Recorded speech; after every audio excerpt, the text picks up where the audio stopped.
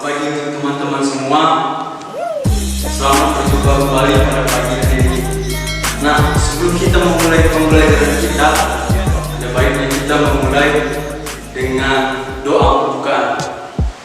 Nah, marilah kita berdoa dalam nama Bapa dan Putra dan Roh Kudus. Amin. Allah sumber maha kebaikan, kami bersyukur kepadamu atas waktu dan kesempatan yang boleh kami terima pada pagi hari ini. Kami akan memulai proses pembelajaran kami. Kiranya Engkau memberkati kami agar apa yang kami pelajari dapat kami mengerti. Terpujilah Engkau ya Tuhan, kini dan sepanjang masa. Amin. Dalam nama Bapa dan Putra dan Roh Kudus.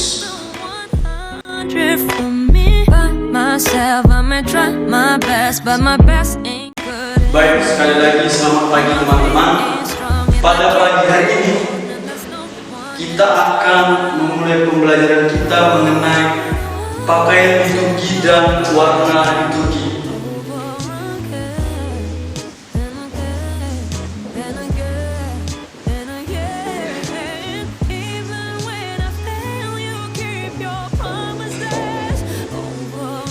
Nah, sebagaimana kita ketahui bahwa pakaian dalam kehidupan sehari-hari kita itu merupakan kebutuhan yang utama, kebutuhan yang primer yang harus kita penuhi.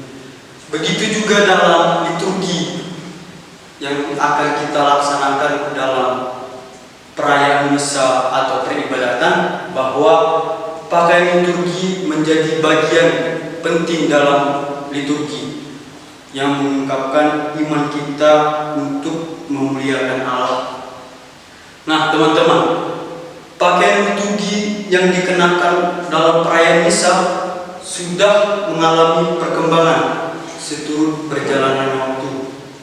Namun sejak awal gereja, para imam sudah mengenakan pakaian ini. Nah dalam perjanjian lama, tidak semuanya pakaian yang ada saat itu diadopsi atau diambil seutuhnya. Kalau begitu, dari manakah gereja atau busana liturgi Kristiani diambil? Nah, busana liturgi Kristiani itu merupakan perkembangan dari budaya Romawi.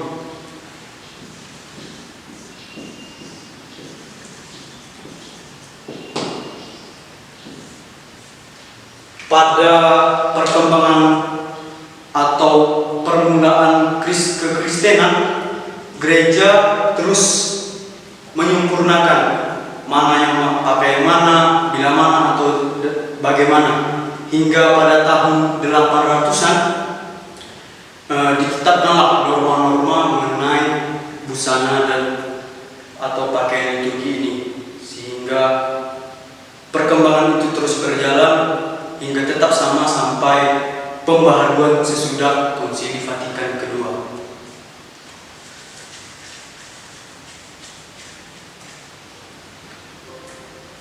Baik, kita lanjut dengan pakaian liturgi yang pertama. Pakaian liturgi yang pertama itu dikenal dengan nama amik.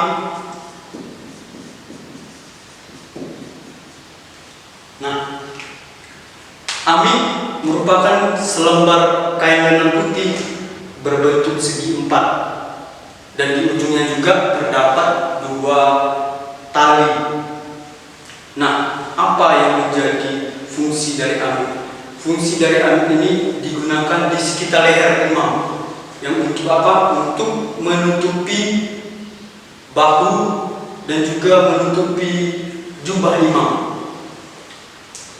Nah, pada bangsa Romawi atau kebudayaan Romawi, amik ini digunakan sebagai topi atau penutup kepala prajurit, dan digunakan di bawah topi baja prajurit. Dan itu untuk apa? Untuk mengelap keringat.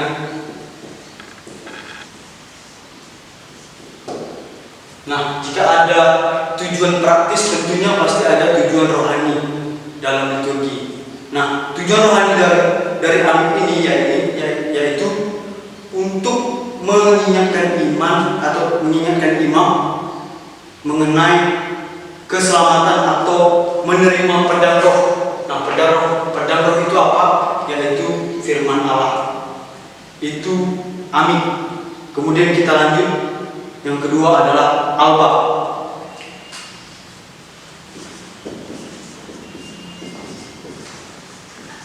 Alba sendiri berasal dari kata albus yang artinya putih.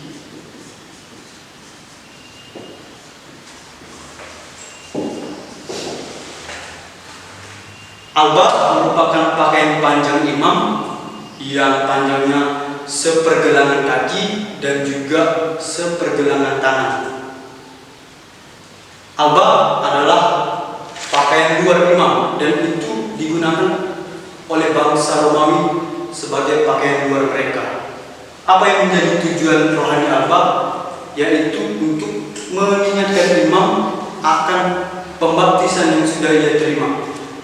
Dan itu disimbolkan dengan kain putih yang ia terima pada saat pembaptisan, yang melambangkan kemerdekaan dari dosa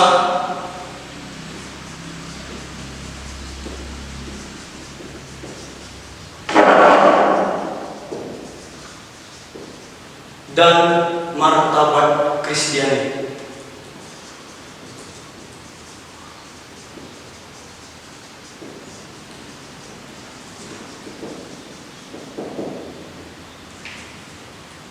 Itu alba. Kita lanjut yang ketiga, yakni singa.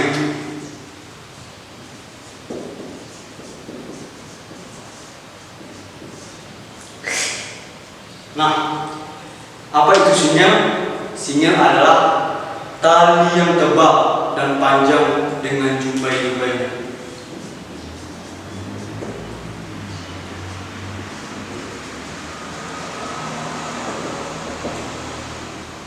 Apa menjadi fungsi praktis dari singa ini? Yakni untuk mengencangkan atau merapikan alba imam. Singa mempunyai tujuan rohani, yaitu untuk simbol kemurnian hati dan pengekangan diri.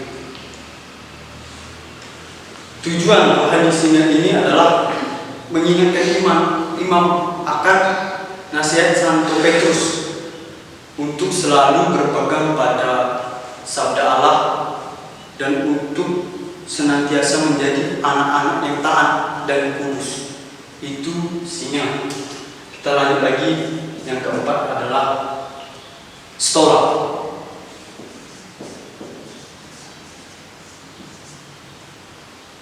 Nah, stola ini semacam selendang panjang yang digunakan di atas bahu imam. Kira-kira panjangnya 4 inci atau sekitar 10 cm.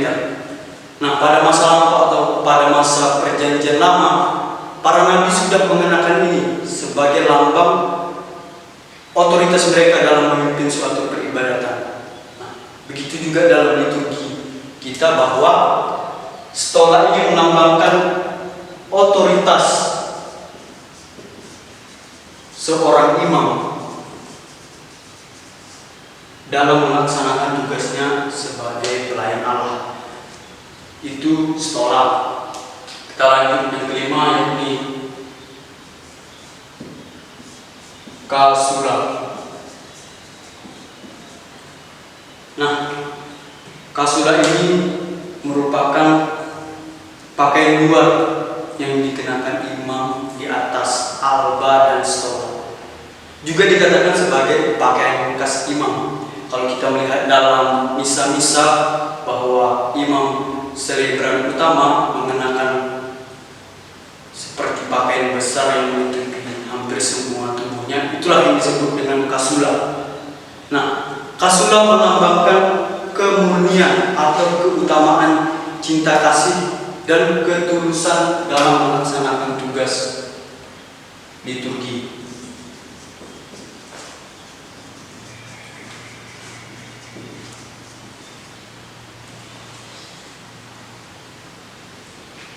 Kasula sendiri berasal dari kata Latin yang artinya rumah.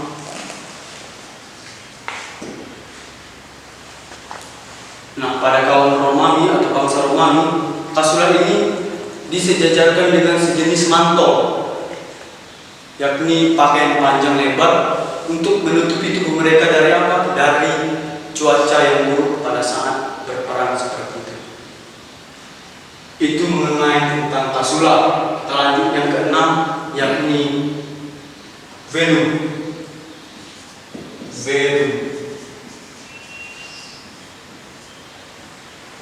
Velum semacam kain putih atau kuning atau emas juga yang lebar.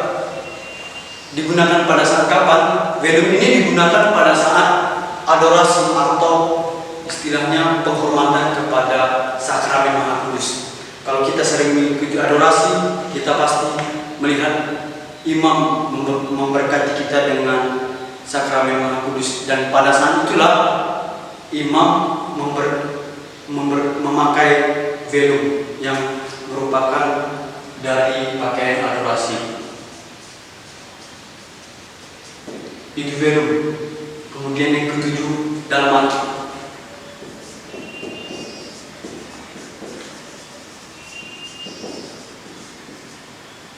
Nah, teman-teman, sebelum seorang ditabiskan menjadi imam, mereka terlebih dahulu ditabiskan menjadi seorang diakon. Nah, pakaian khas seorang diakon disebut dengan dalmati. Pakaian ini digunakan oleh diakon pada saat bertugas melayani misa. Tentunya misa yang meriah, misa yang agung. Yang melambangkan apa? Melambangkan buah-buah pengabdian. Buah-buah pengabdian seorang diakon dalam melaksanakan tugasnya. Nah, kalau kita sering merasa bingung antara dalmatik dan kasula, apa yang menjadi perbedaannya? Bahwa pakaian diakon ini atau dalmatik terdapat garis-garis atau motif-motif seperti huruf H. Itu yang membedakan antara kasula dan dalmatik. Dan dalmatik ini terkesan lebih kecil. Kita lanjut yang ke-8, yakni superpli.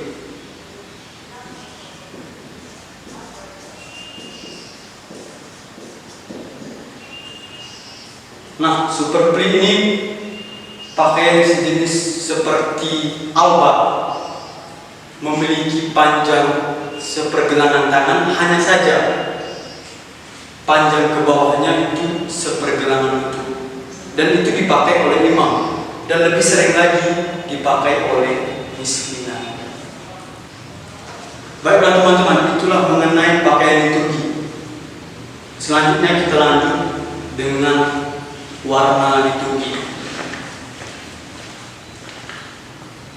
Nah, warna liturgi mempunyai dua makna, yakni sifat dasar misteri iman yang kita rayakan. Jadi warna liturgi itu menunjukkan dasar misteri iman kita umat Allah yang merayakan liturgi. Yang kedua, menegaskan perjalanan hidup Kristiani sepanjang tahun.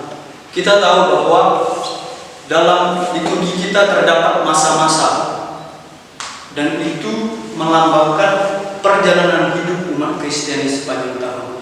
Makanya dikatakan warna liturgi menegaskan perjalanan hidup Kristiani sepanjang masa. Kita lanjut dengan warna liturgi yang pertama, yaitu warna putih atau kuning.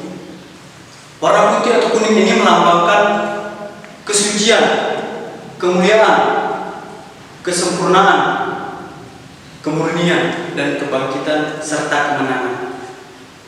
Digunakan pada saat kapan? Digunakan pada saat perayaan Natal, perayaan Paskah, Kamis Putih, perayaan-perayaan Tuhan Yesus, kecuali peringatan sengsaranya, terus perayaan para malaikat agung, dan perayaan para orang kudus. Itulah warna putih. Yang kedua, warna merah. Warna merah melambangkan pengorbanan darah, pengorbanan Yesus Kristus di salib. Darah melambangkan keberanian para martir, dan juga api melambangkan Roh Kudus yang turun. Maka dari itu digunakan pada Minggu Palma, Jumat Agung, Pentakosta, Sengsara Yesus, dan peringatan para martir. Kemudian kita lanjut warna yang ketiga, yakni hijau. Nah, warna hijau ini melambangkan kesuburan, menyegarkan, ketenangan, dan kehidupan. Digunakan pada saat kapan? Digunakan pada saat masa biasa.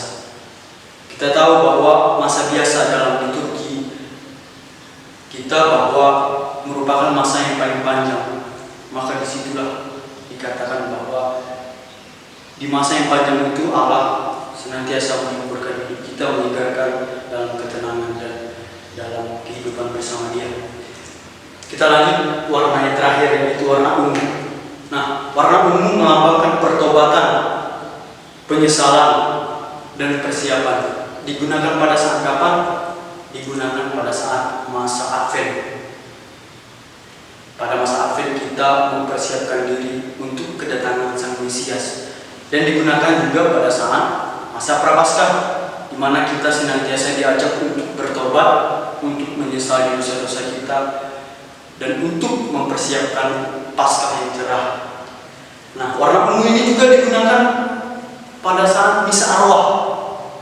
Dulu digunakan warna hitam, tapi sekarang sudah jarang digunakan karena dianggap bahwa kematian bukanlah suatu hal yang menggelapkan, bukanlah suatu hal yang menakutkan.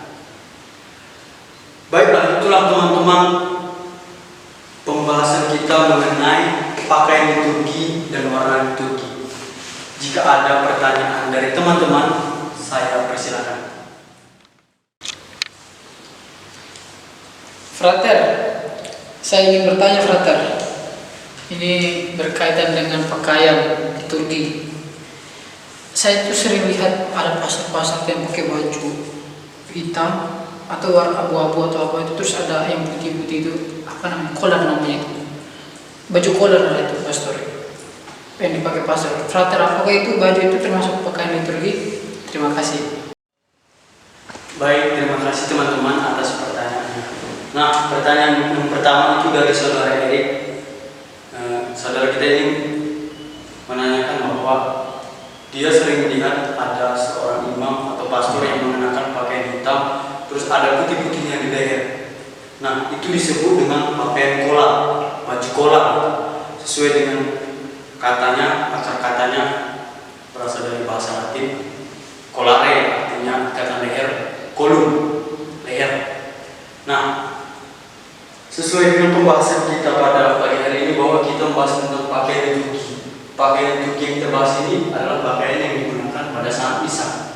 Nah, apakah pakaian kolar ini termasuk pakaian liturgi? Pakaian lebih tepatnya dikatakan sebagai pakaian religius. Pakaian kolar ini lebih tepat dikatakan sebagai pakaian religius. Kenapa? Karena mengungkapkan atau melambangkan pengungkapan identitas seorang imam. Itu tentang pertanyaan yang pertama, saudara E. Kemudian pertanyaan yang kedua oleh teman kita Berto, apakah dalam warna liturgi ada warna pink? Nah, lebih tepatnya bukan warna pink yang mungkin lebih ke arah ungu yang lebih cerah. Mungkin ada yang mengatakan warna pink, tapi sebenarnya bukan warna pink, tapi ke arah yang lebih cerah. Dan itu digunakan pada saat kapan? Digunakan pada saat Advent ketiga atau Gaudete dan Prapaskah keempat atau Letare. Itu melambangkan sukacita dan kebahagiaan. Jadi lebih tepatnya bukan kepada warna pink, lebih kepada warna ungu yang lebih cerah. Kenapa ungu yang lebih cerah? Karena melambangkan sukacita, melambangkan kebahagiaan.